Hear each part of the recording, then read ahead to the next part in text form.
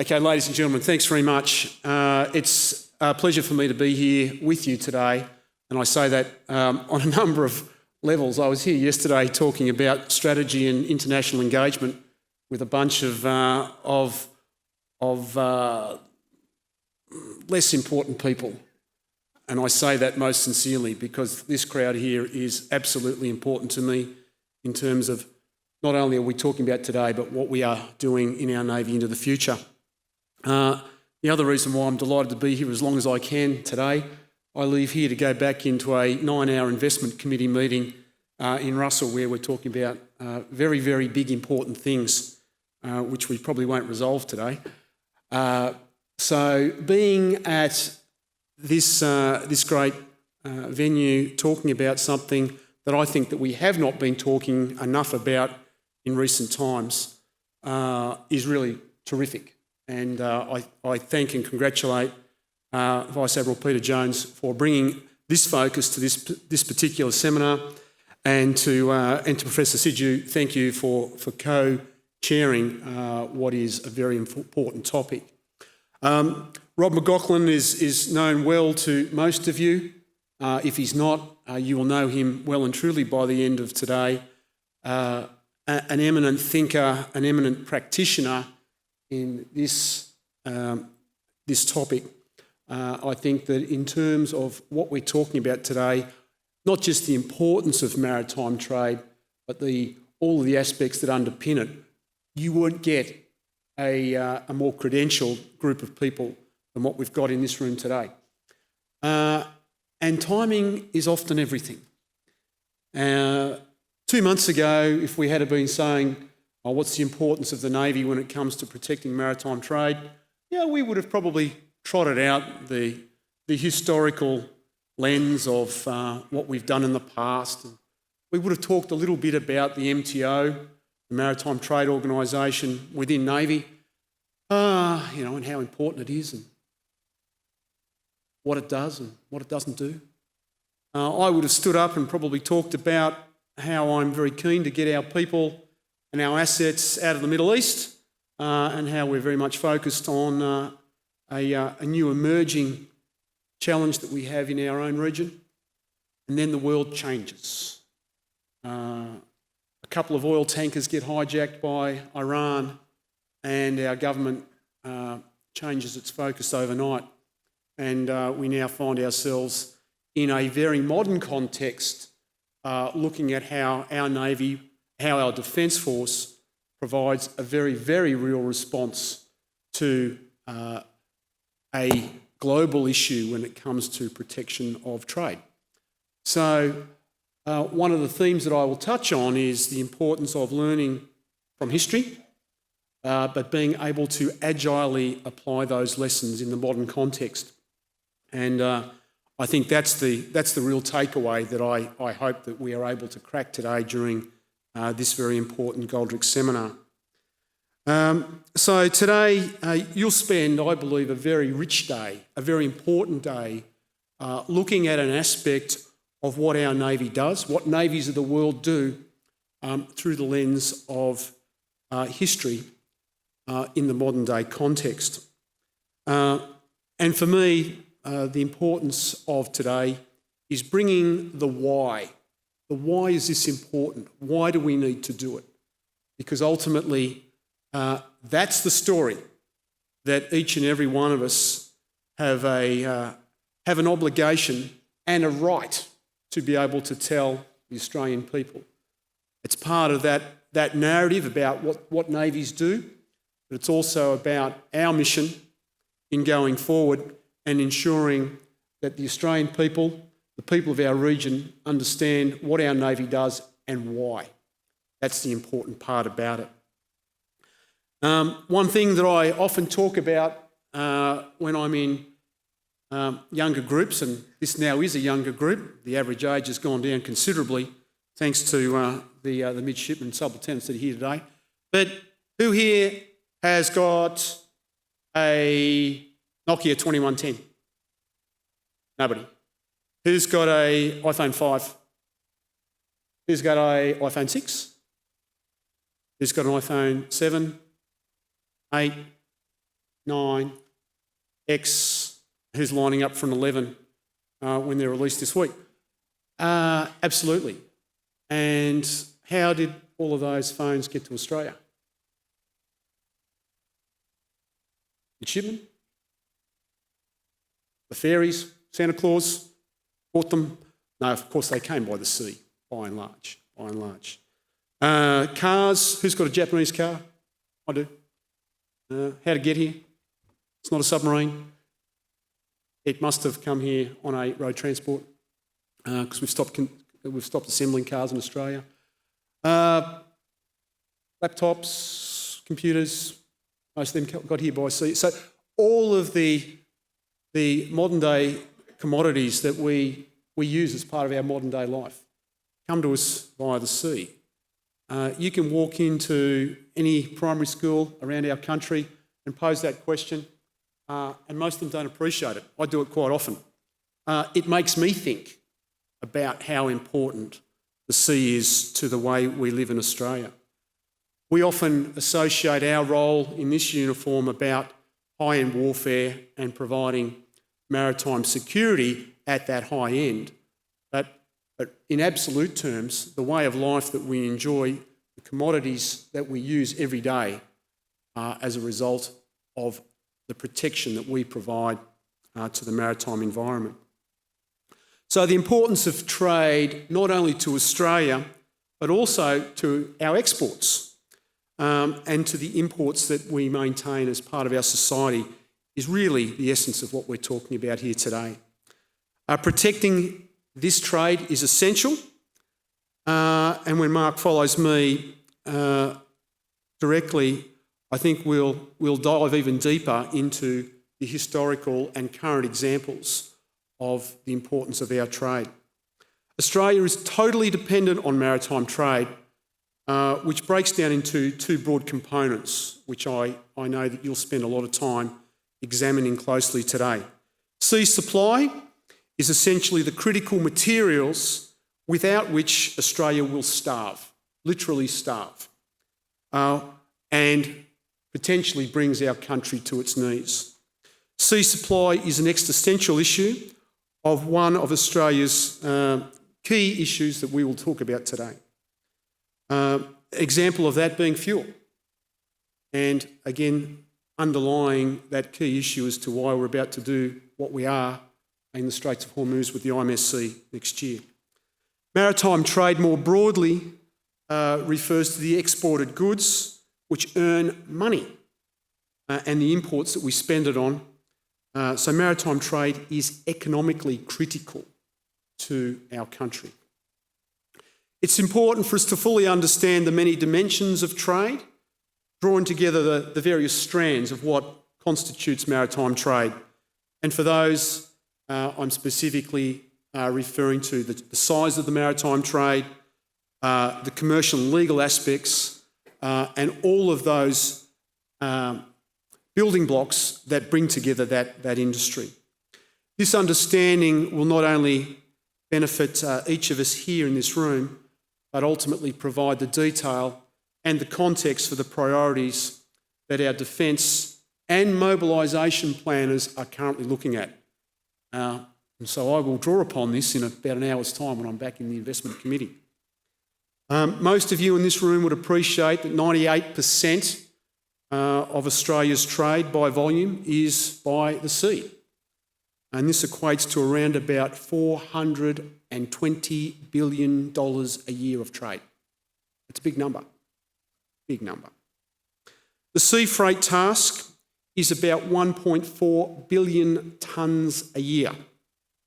In comparison, high-value air cargo that comes to Australia is really quite paltry in comparison at a tonnage of about 1 million tonnes per year by air. We're all aware of air transport. We see it every day.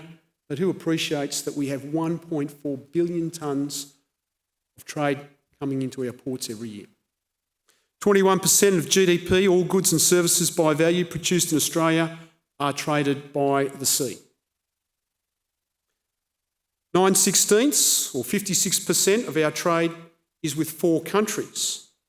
And of that 9/16, 5/16 is with China, 2/16 is with Japan, and one each with the USA and South Korea. 1/3 of our exports are in one of 3 items. Who wants to have a guess at what they are? Iron ore, coal, LNG. Trade protection has long been at the forefront of our Navy's mission set, and as demonstrated by the government and the Prime Minister's announcement about our commitment to send HMAS Toowoomba and a P-8 aircraft to protect the Straits of Hormuz. The planning of that has started, and Toowoomba will deploy early in the new year for that task. We are doing it right now. To protect sea supply in particular, and maritime trade in general, we must understand both of these very important aspects to our trading ability. The Sea Power Centre has addressed this in significant detail over the last few months, and Sean and his team will present the data today during this seminar. Well done, Sean, bringing that into the light so that we can all understand it better and work with it. This is absolutely critical, not just in terms of understanding the context of maritime trade, but as a real-time planning tool that we will use and the JOC planners will use in terms of the work that Toowoomba will undertake. So, well done. This will enable sea supply criticalities to be better understood, and it was interesting as we started to talk about the deployment to the Straits of Hormuz. It was not easy to actually put our finger on the exact numbers in terms of what amount of Australian fuel supplies travels through the Straits of Hormuz.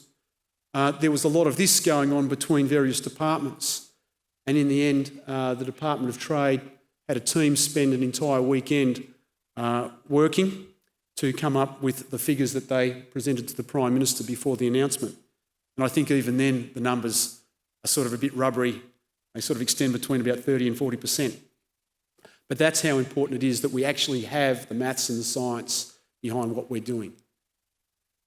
The scalable nature of how trade can be disrupted is something that I really ask you to look at today. Because ultimately, I need to know how we counter this, because it's about how we get after the problem set. And I think later today, Matt Buckley, Commodore Matt Buckley, our Director General of Maritime Operations, will lead that discussion. And disruption and how we do that's going to be really important. We are already thinking about the problem set in terms of how we will prepare Toowoomba for her operations. We're going to draw very heavily on the lessons learnt from the Royal Navy and the actions they've been undertaking over the last year or two. But there's a lot of experience, there's a lot of thinking in this room that I want to capture and fold into our planning for that operation. There'll be some international highlights and perspectives come out of the day today, and I'm delighted that we will have the Defence Attaché from France and the Naval Attaché from New Zealand, Steve Lennox, that's very well known to many of us here, to talk about those aspects of the international dimension.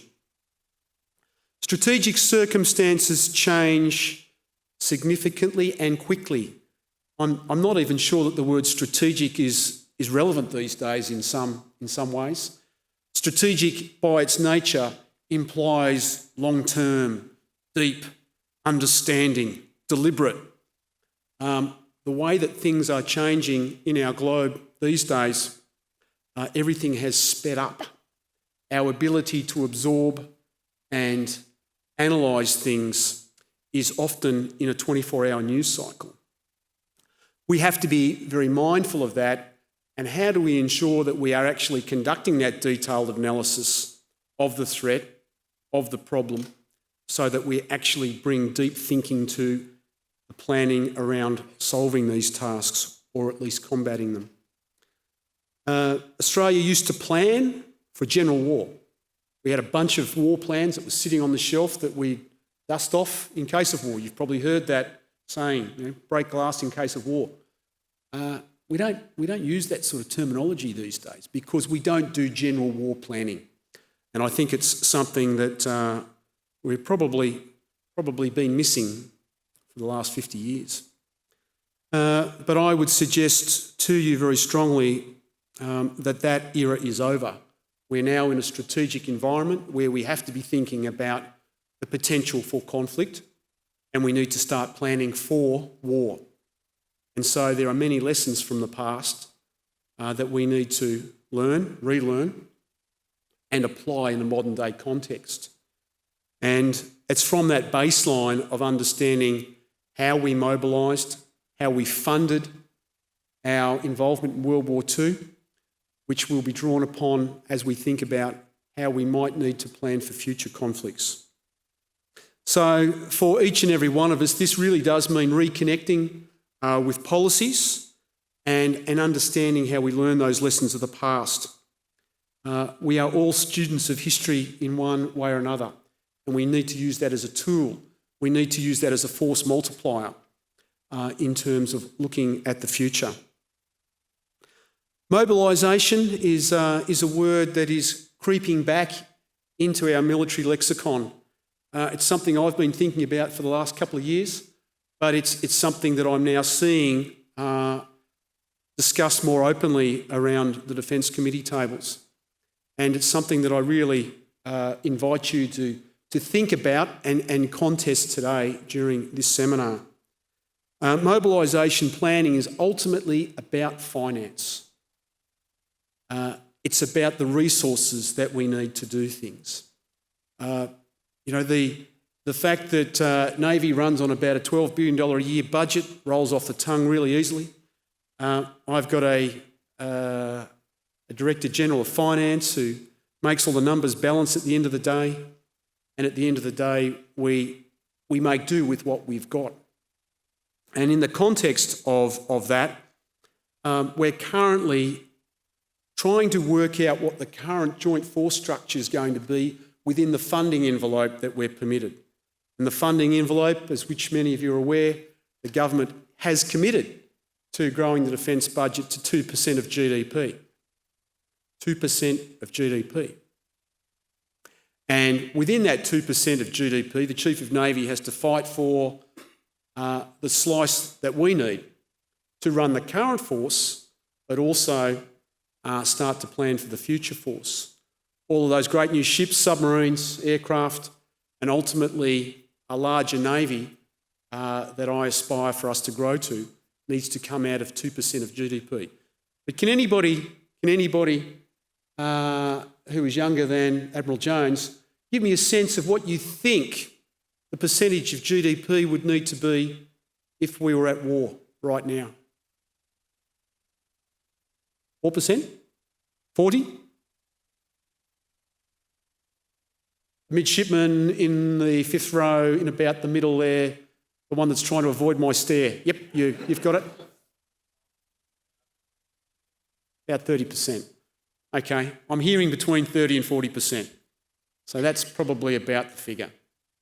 And certainly in the ramp up to preparing for war, I would suggest to you that it probably needs to be a bit more than 2%. Probably needs to be between 5 to 7, 5 to 10. Okay, we're thinking about those things. I would put to you that we are currently planning for war. I am. And I'm aspiring to spend 2% of GDP. So we're already behind the 8 ball in many respects. Yesterday in the International Engagement and Strategy seminar that I was talking to, we were talking about the growth of China and what their Navy's doing. The Renhai class cruiser, about 12,000 tonnes, 112 vertical launch cells, and they're building 12 of these. They will have 12 of these cruisers built before we get our first underclass frigate in the water. So this is pretty serious. I'm not suggesting for one moment that we're about to go to war with China, but we need to be thinking in terms of how do we fund the Navy of the future? How do we fund the Defence Force that we might need to go into open conflict at some point in the future? It's not that we need it, we need to know what it is we will need to do. Who will we need to talk to? And what does mobilisation mean to us as a Defence Force when and if we need to go down that path? So the only example that we have, the only context that we have to work off as a young and small nation is our experience of World War II. So we need to draw on that history. Understanding what we did back then clearly provides us with a baseline thinking and some baseline numbers, some baseline understanding as to how we might plan and mobilise for a war of the future. Sea supply and maritime trade also give us national leverage. Knowing the sea supply that we provide to the other guy is also very important. It allows us to understand what's important to him, what is his centre of gravity, and how might we control, restrict or constrict that. Another very important aspect. Ultimately, this will enable our maritime trade to be better understood and prioritised, not just in the context of military operations, but in terms of national priorities. And ultimately, we as the Navy, as a Defence Force, we are a tool of government and we are used as a priority of government. And we need to help government make informed choices about those national priorities. So understanding where our maritime trade goes, as well as where it comes from, allows us to plan for the protection of that trade. And something that we in Australia, as we talk about those three major commodities, iron ore, coal, LNG, how does that enable the regional and global network of things? We play a big part in all of that. We need to think about how we protect that. So ultimately, this all comes back to predicting methods and predicting the way that we can be disrupted and ultimately the way that we might disrupt the trade of others. So at the heart of our national economy, at the heart of our national interests is this thing called maritime trade. How many of you were thinking about it in that context before you walked in here this morning? It was good that we brought you out of the shadows and into the light. That's about what today's about. I think that you're going to have a great day today. It's going to be a riveting day in terms of not just the subject matter that you'll cover, but the deep expertise and experience of some of our very esteemed speakers, both from academia and from industry and from our Defence Force. And so I really am excited about what you're talking about today. But it's important. It is really important. More so than ever before, a conversation like this on a topic as important as this could not have come at a more important time. Not just because of the IMSC Straits of Hormuz issue, but ultimately in terms of what we are talking about, what we are currently planning for in terms of the role of the Defence Force and the mission for the Navy. So please think of it through that lens, particularly for the midshipmen. This, for some of you, is an excuse to get out of your chemistry class or something else, but this is your Navy. Those of us that were in the light at the start of the seminar will be in the shadows in the next year or two. You will increasingly come to the front rows of this auditorium and you will be responsible for implementing the things that we are talking about today. Your input and your decisions will ultimately deliver on the maritime security of our country and our region. So this is important stuff. Thank you. for the opportunity to open the Goldrick Seminar of 2019. For me, this is the start of the conversation. Obviously, with the Sea Power Conference in Sydney next month, there will be another opportunity for us to continue this conversation and continue to enrich the debate in a much broader audience that will involve many of our international colleagues. So again, to Peter and the team, well done on this seminar, and I look forward to hearing of the outcomes. Thank you.